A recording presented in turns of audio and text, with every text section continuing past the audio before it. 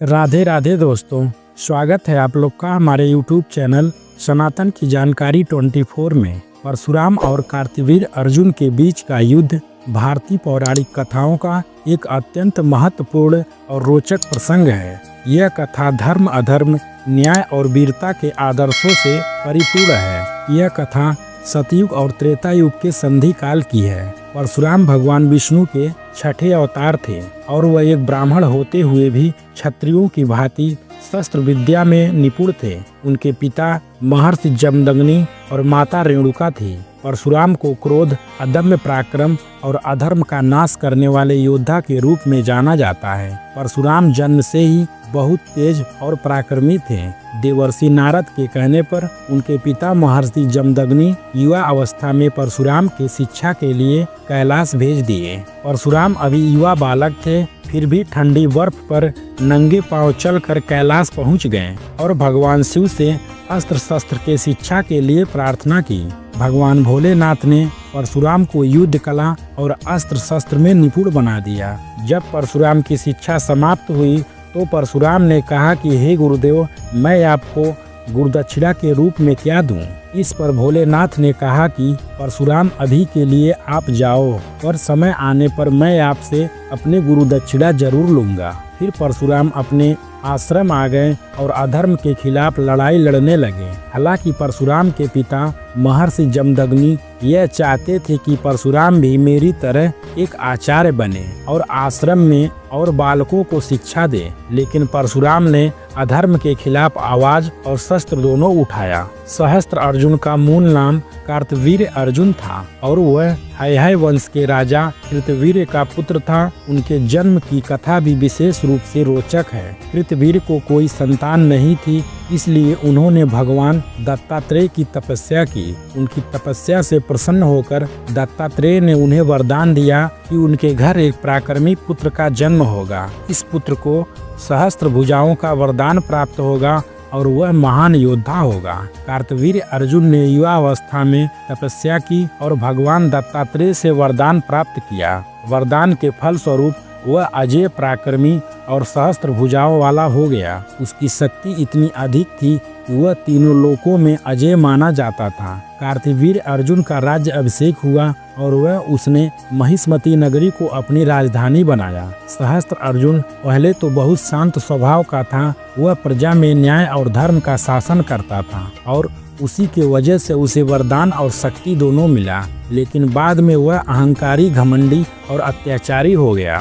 जब सहस्त्र अर्जुन अपने बल और ऐश्वर्य के मद में चूर होकर प्रजा पर अत्याचार करने लगा, उसकी शक्ति इतनी अधिक थी कि उसने कई राजाओं को पराजित कर अपना आधिपत्य स्थापित कर लिया। एक बार की बात है, सहस्त्र अर्जुन अपने पटरानियों के साथ एक नदी में नौका विहार कर रहा था और उसी नदी में रावण एक साधना कर रहा था। सहस्त्र अर्जुन के क्रीड़ा से रावण के साधना में विघ्न पड़ गया तो रावण क्रोधित होकर सहस्त्र अर्जुन को कहा कि यहाँ से चले जाओ। इस पर सहस्त्र अर्जुन और रावण के बीच मल्ल युद्ध हुआ तथा सहस्त्र अर्जुन ने रावण को बंदी बनाकर अपने कारागार में डाल दिया। तब रावण ने भगवान शिव की आराधना की, जिससे भगवान शिव ने अपने शिष्य परशुराम को बुलाकर अपने गुरु दक्षिणा के रूप में रावण को आजाद कराने का आदेश दिया और साथ में एक दिव्य परशु अर्थात कुल्हाड़ी दी और एक दिव्य पिनाक नामक धनुष दिया। उसके बाद भगवान शिव के कहने पर परशुराम ने अकेले ही रावण को आजाद कराया। एक दिन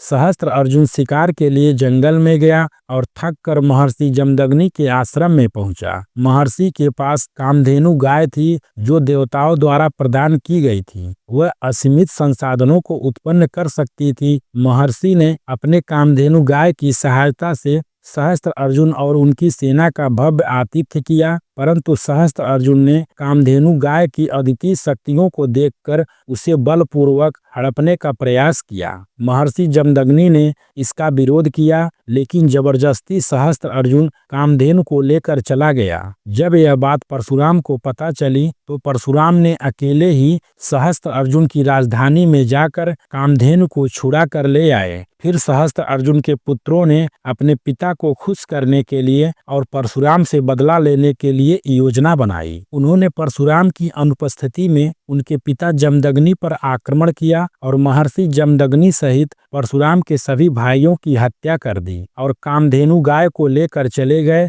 जब परशुराम को यह घटना पता चली तो उनका क्रोध चरम पर पहुंच गया। परशुराम ने सहस्त्र अर्जुन के अपराधों का प्रतिशोध लेने की प्रतिज्ञा की। वे अपनी परशु को लेकर सहस्त्र अर्जुन की राजधानी महिष्मति पहुंचे। सहस्त्र अर्जुन ने अपनी विशाल सेना के साथ परशुराम का सामना किया। यह युद्ध धर्म और अधर्म के बीच का संघर्ष था। परशुराम का ध्येय न्याय करना और अधर्म का नाश करना था, जबकि सहस्त्र अर्जुन अपनी शक्ति के मद में अंधा होकर युद्ध कर रहा था। परशुराम ने अकेले ही सहस्त्र अर्जुन की विशाल सेना का सामना किया। उनकी गति बिजली की तरह तीव्र थी और उनका फरसा काल के समान प्रलयंकारी। सहस्त्र अर्जुन की सेना के हाथी, घोड़े और रथों को परशुराम ने अपने अद्वितीय कौशल से नष्ट कर दिया। सहस्त्र अर्जुन ने अपने 1000 भुजाओं से विभिन्न अस्त्र शस्त्र का उपयोग करते हुए परशुराम पर आक्रमण किया, लेकिन परशुराम हर बार बच निकले और जवाबी हमला करते रहे।